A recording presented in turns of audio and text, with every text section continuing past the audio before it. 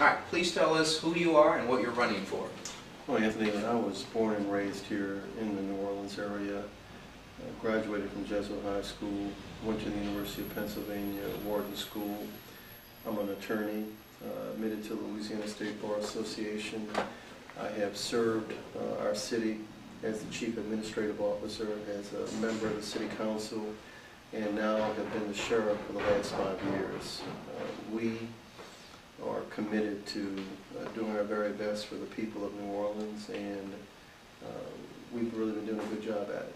And I should say, clearly I know who you are, and most of our audience knows who you are because you've been around and doing great things for our community for a long time. But I meant literally, please say your name so we'll make sure everybody out there gets to know who you are. I'm Sheriff Marlin Gusman. There you go. Been working in this community for the last 5 years as the sheriff. Before that I served as a city council, and before that I was the Chief Administrative Officer for the city. I'm a lawyer, also a graduate of the University of Pennsylvania, as well as Jesuit High School. Good stuff, good stuff. Now, you've been a leader in our community for a long time. What makes you so successful? Talk about your leadership style and how you manage your office. Well, I believe in inclusion. I believe that you have to really understand the task that you have ahead of you. You have to remain focused and listen to those that are there, but be willing to make the tough decisions when it's necessary. Right. We've got 60,000 people that will be getting an email of this interview. 85% plus is African American. What does it mean to have you as the sheriff in our community? What does it mean to that audience, particularly in the city overall?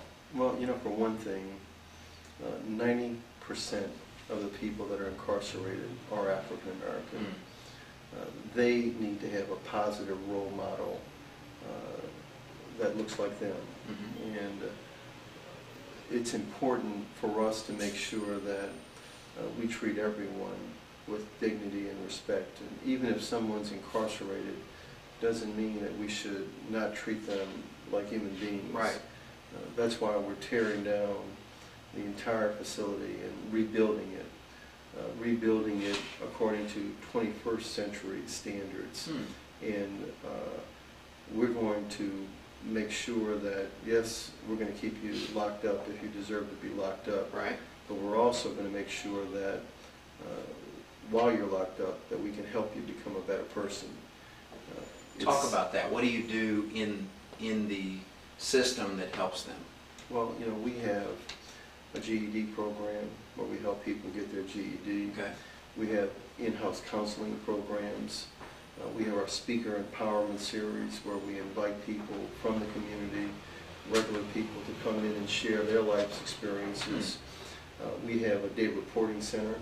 The day reporting center is for people that are about to have their probation revoked, and we can avoid them going back to jail if they agree to come to the day reporting center, get tested on a weekly basis for drugs, participate in our life skills, map out a plan for either to continue their education or to get a job.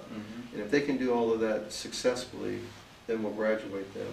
We've had 3 classes graduate already, and when those classes graduate, it means our community's safer because they're not in jail waiting to get back out and then go back in. It means that they have a job or they're in school, that their family is better off, and if their family is better off, we're better off as a community. Right. We have learning centers that we put inside the facilities. We're about to start an education dorm where everyone in that tier is going to be about education.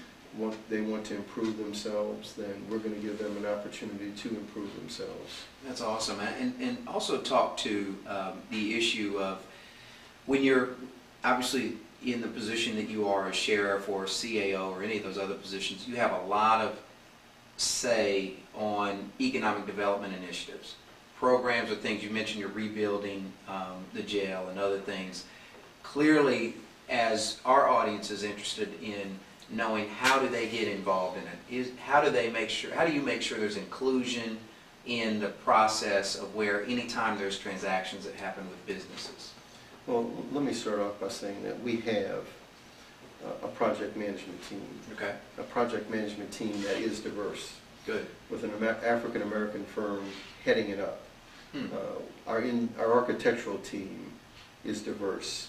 Includes an African American architect. Our engineering team includes African American engineers.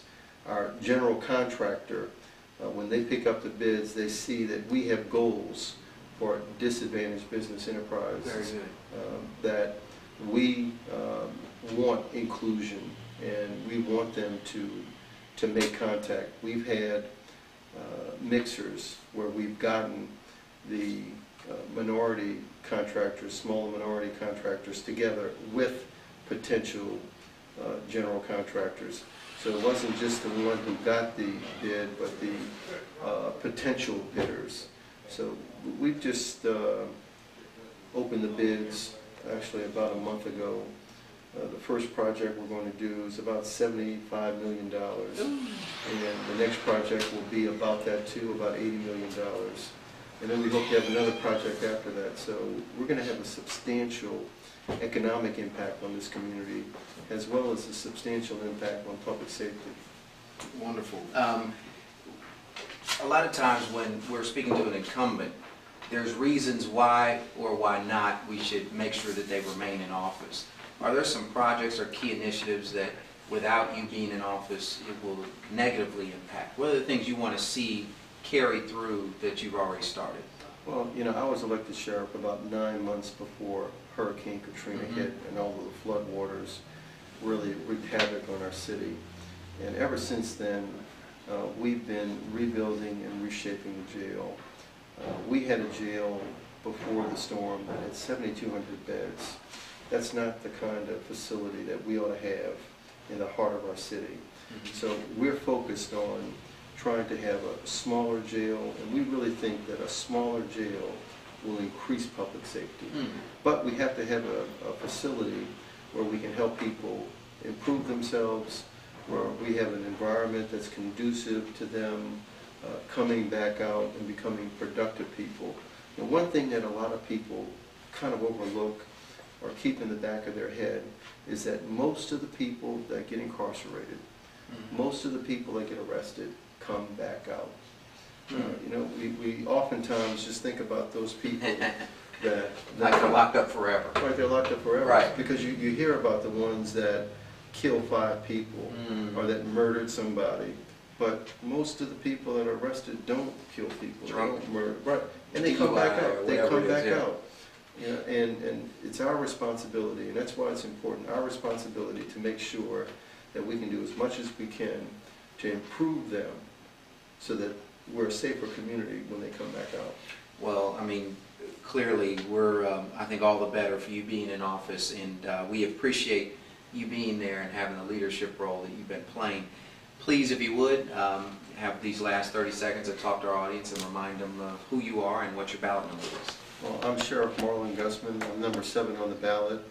I'm a hard worker with a proven record, working hard to improve public safety in this community. And without public safety, our community won't grow, our community can't thrive. Public safety has to be our goal.